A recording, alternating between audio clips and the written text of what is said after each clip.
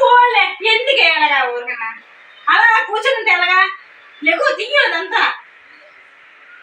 తీసిలే నీ వద్దు బాగా పొగరిపోయింది నీకు బాగా ఎక్కిందే